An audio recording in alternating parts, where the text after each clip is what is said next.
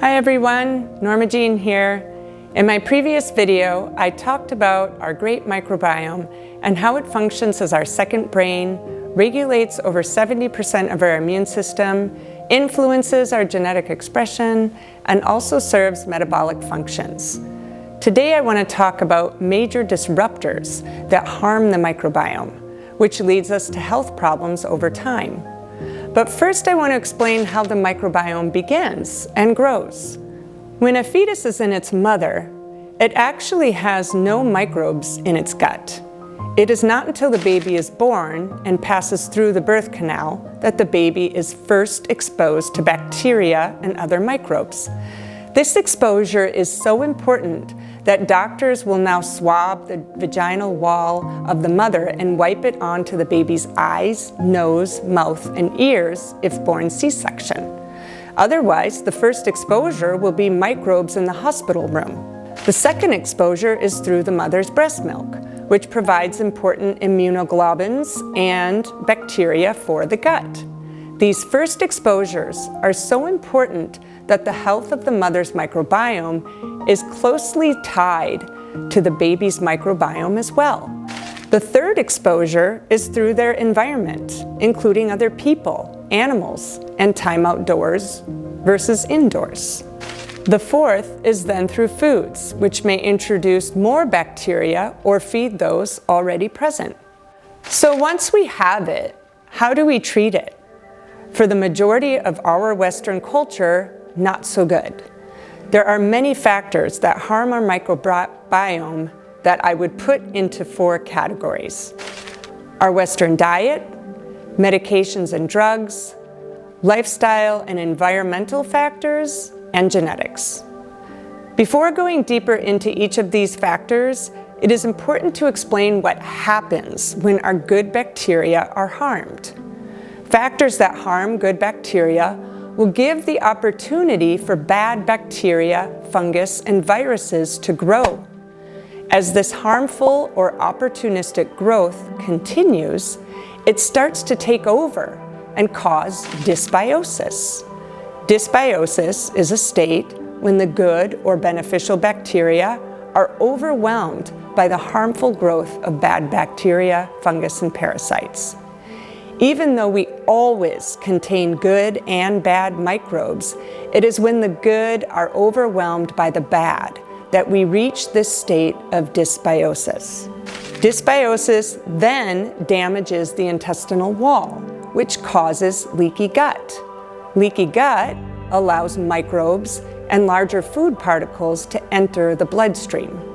These particles in the bloodstream then trigger an immune response to cause inflammation locally and throughout the body. This can lead to malabsorption of nutrients, food intolerance, autoimmune disorders, and inflammation throughout the body, including the brain. Our Western diet causes the most harm to our microbiome that leads to dysbiosis. For this reason, I will only focus on this topic today. The Western diet tends to be very low in fruits, vegetables, and whole grains that feed good bacteria. It is also higher in processed white flours and sugars, including fructose corn syrup, which feed harmful bacteria and fungi, also called yeast. Such a diet also tends to be higher in animal fats, which can cause leaky gut directly. Some sugar alternatives such as saccharin, sucralose, and aspartame can also harm good bacteria. The Western diet also includes more processed packaged foods, which often contain more additives and preservatives that harm beneficial bacteria and are devoid of the plant fibers that they need to grow. Many processed foods also contain food coloring that might be approved by the FDA, but becomes toxic in the gut when metabolized. They also contain preservatives that prolong shelf life, but these antimicrobials destroy good microbes in the gut as well. Pesticides are another major concern that harm the microbiome. Organophosphates make up over 50% of pesticides used and have been shown to harm good bacteria and allow for more pathogenic or opportunistic growth. Glyphosate in Roundup harms the microbiome in the same way, and its use has increased exponentially. Comparing the use of glyphosate in 1994 to 2012, you can see how the darker areas that show high use have increased tremendously.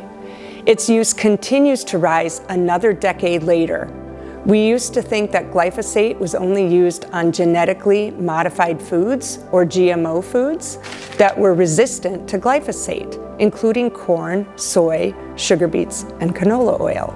But it is also sprayed on wheat and oats just before harvesting to prevent mold growth. This means that most products made with wheat or oats also contain glyphosate. Unless the label reads organic, foods likely high in glyphosate include cold cereals of oat, wheat, corn, or soy, oats or oatmeal, crackers, chips, popcorn, breads, tortillas, granola bars or snack bars, also sweets such as candy, cakes, or cookies. We can pretty much assume that most non-organic processed foods contain glyphosate. When you think about products that contain wheat, oats, corn, or fructose corn syrup, soy, sugar from sugar beets, or canola oil. One final concern is the water we drink. Chlorinated water from the tap keeps microbes out of our city water, and we'd like to keep it that way. Yet we don't want that same chlorine harming our gut bacteria, so it is best to drink filtered water when possible. This is a quick rundown of foods that are major microbiome disruptors, leading to dysbiosis in our gut. Stay tuned for part 2, where I discuss other categories of disruptors, including medications and drugs, lifestyle and environmental factors, as well as genetics. Thank you and be well.